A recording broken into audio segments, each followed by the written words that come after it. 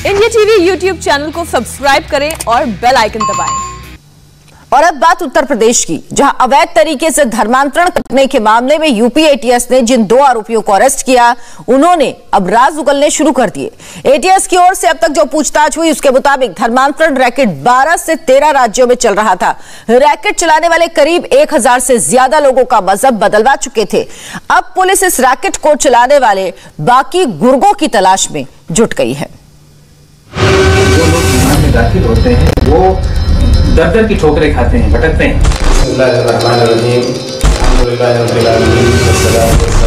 ये चेहरा कल तक हजारों लोगों के बीच भाषण दिया करता था, और तब जाके जहर उगला करता था और लोगों को बरगलाया करता था, लेकिन आज सलाखों के पीछे है।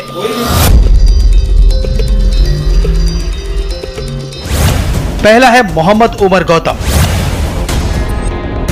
और दूसरा है मुफ्ती काजी जहांगीर कासमी।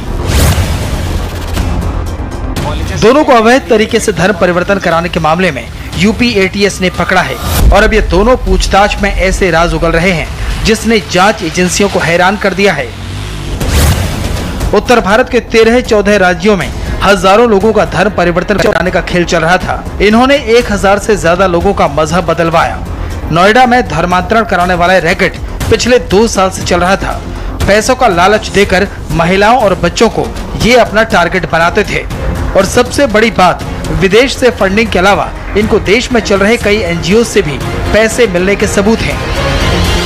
अभी 12-13 राज्यों में इस तरह की कन्वर्शन की बात प्रकाश में आई है। जितने डाटा अभी तक खंगाले गए हैं उसमें महिलाओं का प्रतिशत ज़्यादा है पुरुषों से। इतनी चीज़ें क्लियर हुई हैं और उत्तर प्रदेश के अलावा हरियाणा है, हिमाचल प्रदेश है और दिल्ली है, आसाम है, बंगाल है, तेलंगाना है, आंध्र प्रदेश है, केरला है। इन सभी स्टेट्स में इस तरह की गतिविधियां हुई हैं और काफ़ी फंड का ट्रांजैक्शन है विदेशों से और देश के अंदर भी। इन दोनों मौलवियों की कॉल डिटेल, उनके खातों में ट्रांजैक्शन के साथ साथ कई ऐसी जानकारियां एटीएस के हाथ लगी हैं, जिसके बाद धर्म परिवर्तन वाला मास्टर प्लान सामने आने लगा है। पता चला है ये रैकेट एक रणनीति के तहत चल रहा था और ये काम सिर्फ उमर गौतम का ही नहीं, पूरी टीम का था।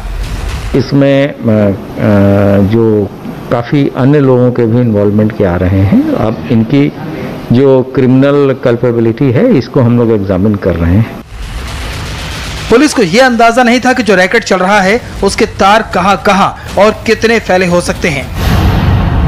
कानपुर से मलिहाबाद तक, भोपाल से लेकर फरीदाबाद तक और दिल्ली से लेकर मुंबई तक मोहम्मद उमर गौतम उर्फ श्याम प्रताप सिंह ने जगह जगह धर्म परिवर्तन वाला जाल बिछा रखा था। देवऋषि ठाकुर को दानिश खान बना दिया, प्रवीण कुमार को अब्दुल समद उमर का नाम दिया, मनोज कुमार इब्राहिम खान बन गया, नरेंद्र मोहम्मद शाहिद बन गया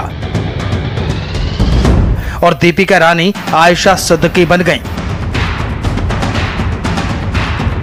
ये सिर्फ 5 नाम हैं, लेकिन इंडिया टीवी के पास पूरी लिस्ट है।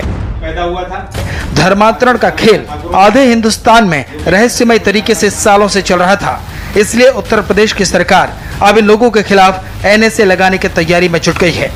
माननीय मुख्यमंत्री जी ने इसमें एनएसए के तहत कार्रवाई के भी आदेश दिए हैं। इसमें और भी लोग शामिल हैं।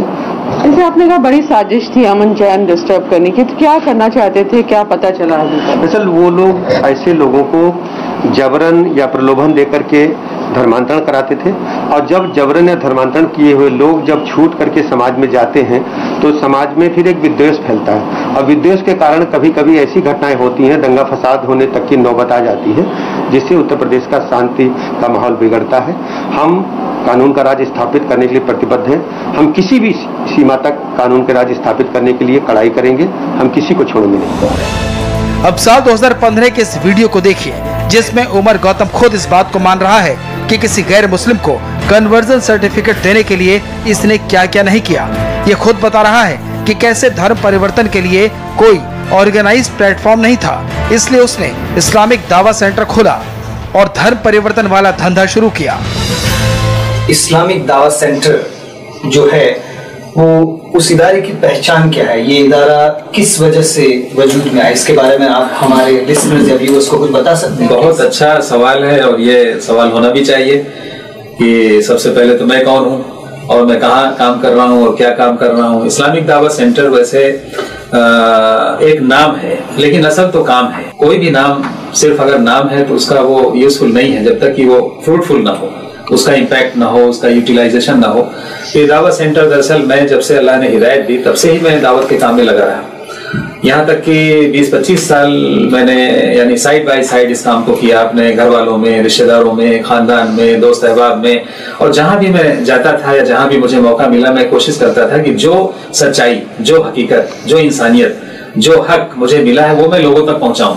तो ये बेसिकली हर मुस्लिम का काम है। Every Muslim is responsible for this duty. धर्म परिवर्तन करवाने वाले मोहम्मद उमर गौतम का असली नाम श्याम प्रताप सिंह गौतम है। 1964 में यूपी के फतेहपुर में एक हिंदू परिवार में उसका जन्म हुआ, लेकिन नैनीताल में बीएससी की पढ़ाई के दौरान उसने अपना धर्म बदल लिया। उमर गौतम और काजी जहांगीर के पीछे कई लोगों का नेटवर्क काम कर रहा था, जो करोड़ों रुपए की फंडिंग तो करता ही था, जाली दस्तावेज भी बनाता था। इतना बड़ा धर्मांतरण रैकेट सिर्फ मोहम्मद उमर गौतम और काजी जहांगीर आलम के बस का नहीं था। इसलिए उत्तर प्रदेश के कई जांच एजेंसियां देश के कई राज्यों के पुलिस के संपर्क में हैं। जिस तरह से रैकेट का जाल फैलता जा रहा है, ये तय है कि कई और चेहरे बेनकाब होंगे।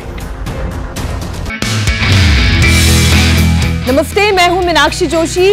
वीडियो और खबरों से अपडेट रहने के लिए India TV YouTube channel subscribe करें, बेल आइकन दबाना ना भूलें। जुड़े रहें इंडिया टीवी के साथ।